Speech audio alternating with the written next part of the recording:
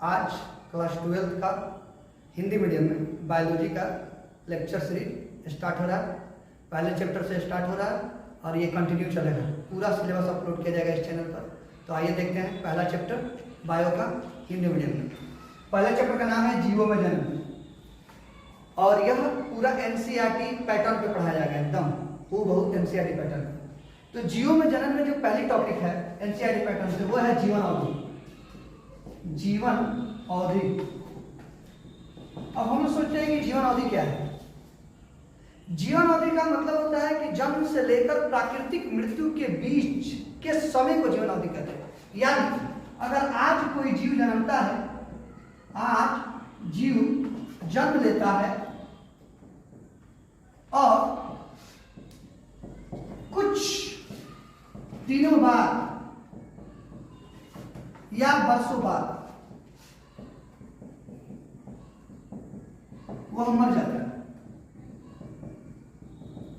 तो हम देखेंगे कि वो कितना दिन जिया। जितना दिन जिया वही उसकी जीवन अवधि। लेकिन इसमें एक चीज है जो आपको समझनी चाहिए कि अगर कोई जीव है, एक आदमी ही है, अगर मान लीजिए कि आज जन्मता है और वो 20 साल के बाद एक रोड पर जा रहा होता है और अचानक से किसी कार वाला उसको मार देता है और वो ऑन द स्पॉट मर जाता है, तो क्या उसकी जीवन अवधि हम 20 साल कहेंगे? बिल्कुल नहीं। इसलिए कभी यह मत लिख दीजिएगा जीवन अवधि का डेफिनेशन कि जन्म से लेकर मृत्यु तक के समय को जीवन अवधि कहते हैं या जीवन काल कहते हैं। यह गलत हो जाएगा। मृत्यु अकस्मात नहीं होनी चाहिए, नेचुरल होनी चाहिए, प्राकृतिक मृत्यु होनी चाहिए। यानी वह मृत्यु जो अपने आप समयानुसार बुढ़ापा के बाद मिलती है वो वाली होना चाहिए। यानी कोई भी जीव अपनी सारी अवस्थाओं को पूरा कर लेता है और बुढ़ापा यानी जीर्णावस्था में जाकर अपने आप स्वतः उसकी जान निकल जाती है, उस जीवन की यहाँ पे बात करेंगे।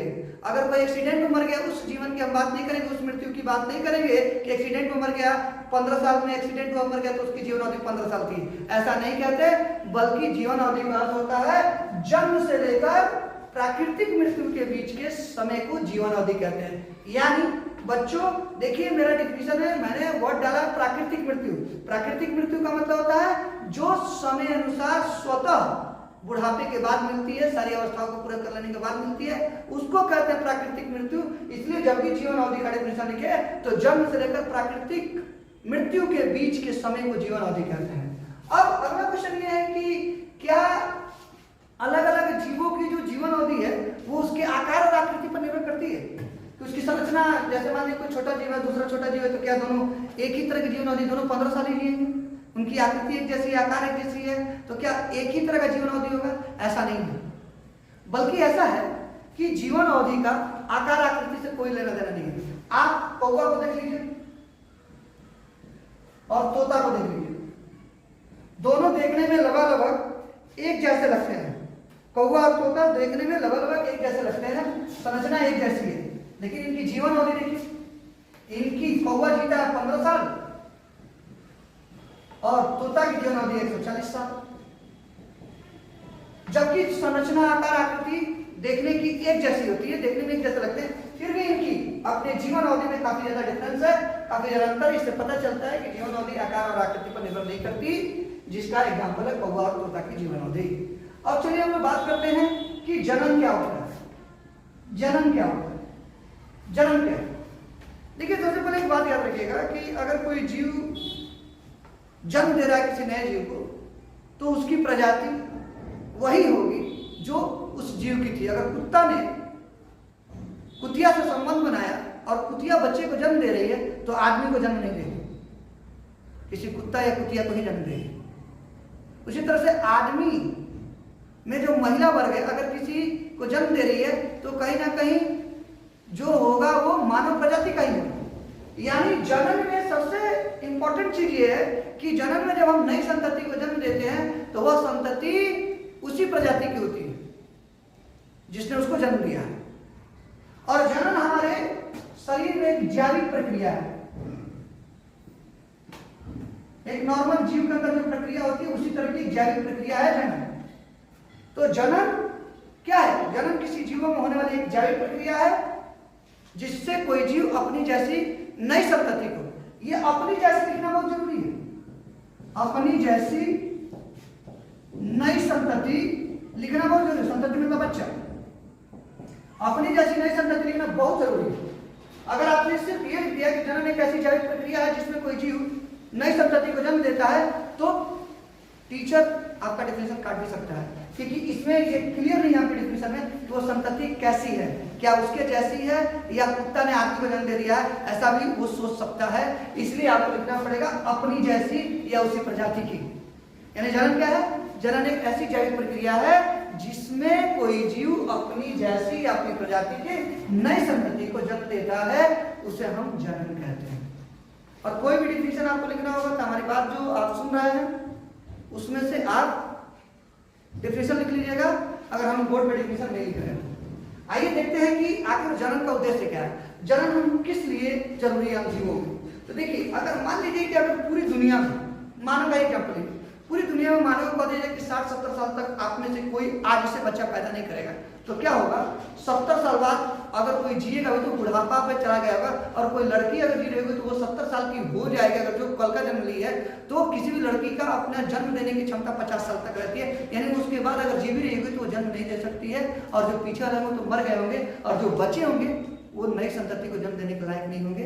अगर हमने जन्म रोक दिया कुछ सालों तक तो हो सकता है कि आगे हम इतना सफल ना हो पाए नए संतति को जन्म देने में, तो हमारी जो प्रजाति होगी इस धारा से मिट जाएगी। यानी जनन क्या करती है? प्रजाति को, किसी भी प्रजाति के जीवों को इस धरातल पर बनाए रखती है। अगर उस प्रजाति के कुछ जीव चले गए हैं तो आज भी उस प्रजाति का अगर कुछ नए जीव दिख रहे हैं तो जनन से ही संभव है। यानी जनन का मात्र एक उद्देश्य है, जनन का उद्देश्य सिर्फ एक है। अगर आपसे पूछा जाए कि जनन का उद्देश्य क्या है, तो सिर्फ एक है कि कोई भी जीव इस धरातल पर अपनी प्रजाति को समय के साथ बरकरार रखना चाहता है तो उसे जनन करना पड़ेगा। यही जनन का उद्देश्य है। जनन एक ही लक्ष्य के लिए किया जाता है, ताकि अपनी जैसी प्रजाति को हमारे जाने के बाद भी इस धारा पर बरकरार रखा जाए, उसका अस्तित्व बचा रहे। ये जनन का उद्देश्य हुआ। अब हम बात करते हैं कि जनन कितने प्रकार का होता है। जनन कितने प्रकार का होता है? तो जनन दो प्रकार का होता है। एक होता है लैंगिक जनन और एक होता है अलैंगिक जनन। अलैंगिक जनन यानी जनन जो है वो दो तरह का है, लैंगिक और अलैंगिक। अब हम बात करेंगे कि अलैंगिक जनन किसे कहा जाए, अलैंगिक जनन किसे कहा जाए। तो देखो, आपको अलैंगिक जनन समझना है तो आप जो 10th में पढ़े होंगे उस हिसाब से सोचेंगे तो आपको काफी दिक्कत होगी। जब आप 12th की बुक देखेंगे तो उसमें अलैंगिक जनन की काफी अलग टाइप का डिफिनेशन दिया हुआ है, जिसको समझने के लिए आपको बहुत जरूरी है कि आपका जो जनन के प्रति कॉन्सेप्ट है वो क्लियर होना चाहिए, राइट। तो चलिए देखते हैं कि अलैंगिक जनन क्या होता है।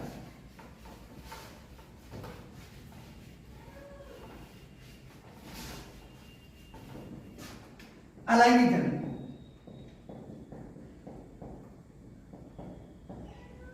अलैंगिक जनन समझने से पहले थोड़ा मधुमक्खी के बारे में समझते हैं।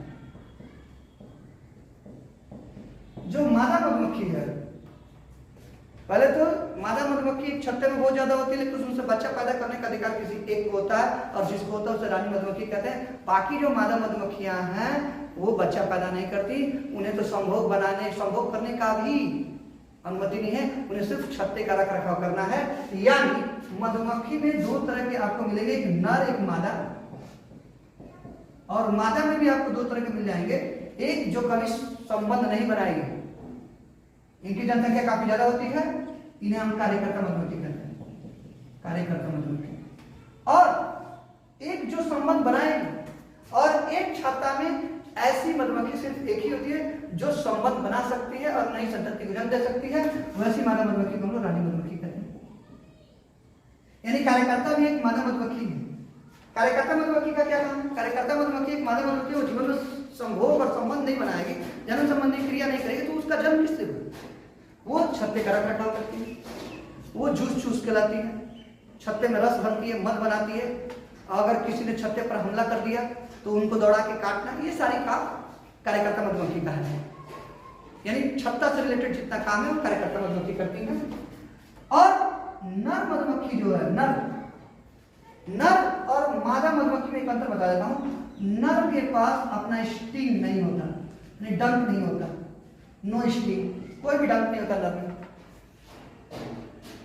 नर में कोई भी डंक नहीं होता।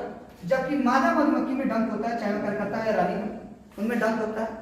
यानी अगर आपको कोई नर मधुमक्खी आके आपके जिस्म पर बैठ भी गया है तो काट नहीं पाएगा, क्योंकि उसमें डंक ही नहीं। काटेगी कौन? मादा काटेगी। इसलिए ये जो मादा कार्यकर्ता मधुमक्खी है ये छत्ते की सेफ्टी के लिए होती है। अगर कोई छत्ते का हमला करता है तो ये ही दौड़ाती है और अपने डंक से उसको काटती है ताकि उससे छत्ते का बचाव किया जा सके। तो नर का क्या काम? नर का काम सिर्फ इतना है कि वह जीवन में सिर्फ रानी मधुमक्खी के साथ संभोग करेंगे, संबंध बनाएंगे और बच्चे की पैदा की प्लानिंग करेंगे। रानी का भी सिर्फ वही काम है और कोई काम नहीं है। अब रानी मधुमक्खी जो है वो दो तरीके से, रानी मधुमक्खी में दो तरीके से बच्चे पैदा होते हैं। एक बच्चा पैदा होता है रानी मधुमक्खी के अंदर जो युग्मक बनता है उस अकेले युग्मक से रानी मधुमक्खी बच्चा पैदा कर देती है। और एक वो युग्मक होता है रानी मधुमक्खी का, रानी मधुमक्खी का एक युग्मक होता है, उसके साथ नर युग्मक जुड़ता है, उसके बाद वो बच्चा पैदा करती है। यानी अकेले युग्मक से भी वो बच्चा पैदा कर सकती है और रानी मधुमक्खी का युग्मक नर युग्मक से जुड़कर भी बच्चा पैदा कर सकता है। अगर इस तरह का बच्चा पैदा होगा तो वो मादा होगी और अकेले युग्मक से अगर वो पैदा करेगी तो वो नर होगा। ये भी ध्यान रखिएगा, अकेले युग्मक से जब भी रानी मधुमक्खी जन्म देती है तो नर को जन्म देती है सिर्फ अपने युग्मक से, और रानी मधुमक्खी का युग्मक अगर नर युग्मक से अगर निषेचित हो गया उसके बाद उस निषेचित से अगर वो बच्चे पैदा करेगी तो मादा होगी, मादा मधुमक्खी का जन्म होता है। और जब देखिए इस रानी मधुमक्खी में अकेले युग्मक से भी तो जन्म देने की कॉन्सेप्ट है, इसमें कहीं नर का योगदान है। तो इस जन्म को क्या कहेंगे? ये जन्म तो ठीक है, दो युग्मकों का मिलन हुआ है तो ये लैंगिक जन्म हो जाएगा। इस जन्म को क्या कहेंगे? इसमें युग्मक मिला नहीं, फिर भी युग्मक अकेले युग्मक से ही क्या हुआ? बच्चे का जन्म हुआ। इस जन्म को क्या कहेंगे? ये भी अलैंगिक जन्म ही है, ये अलैंगिक जन्म आता है। यानी अलैंगिक जन्म क्या हो जाएगा?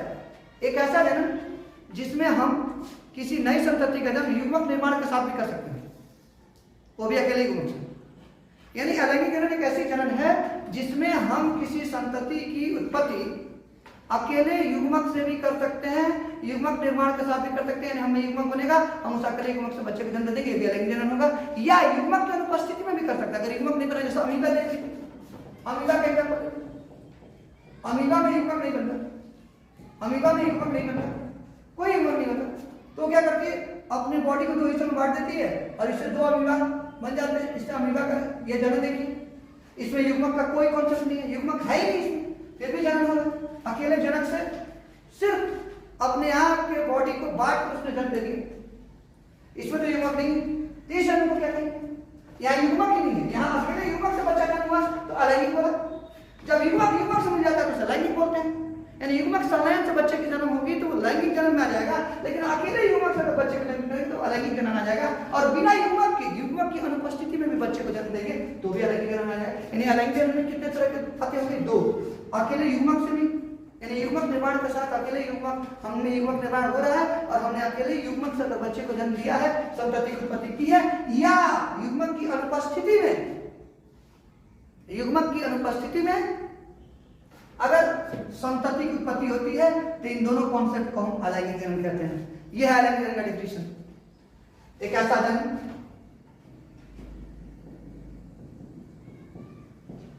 जिसमें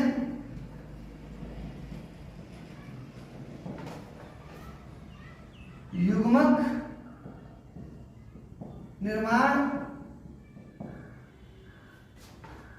के साथ या युग्मक की अनुपस्थिति में नई संतति की उत्पत्ति होती हो एवं जिसमें युग्मक संलयन न होता हो।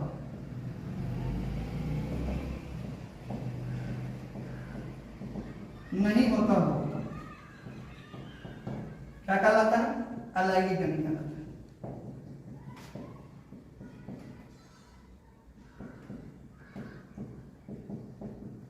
ये रियल डिफिनेशन है अलैंगिक जन्म का। देखिए क्या लिखा है? ये एनसीईआरटी में दिया हुआ, यू कैन सी। एक ऐसा जन्म जिसमें युग्मक के निर्माण के साथ भी आप संतति को उत्पत्ति कर सकते हैं, वो भी अकेले युग्मक से, क्योंकि यहाँ लिखा है युग्मक संलयन नहीं होता। अगर जैसे युग्मक का संलयन हो जाएगा तो लैंगिक जन्म में चला जाएगा।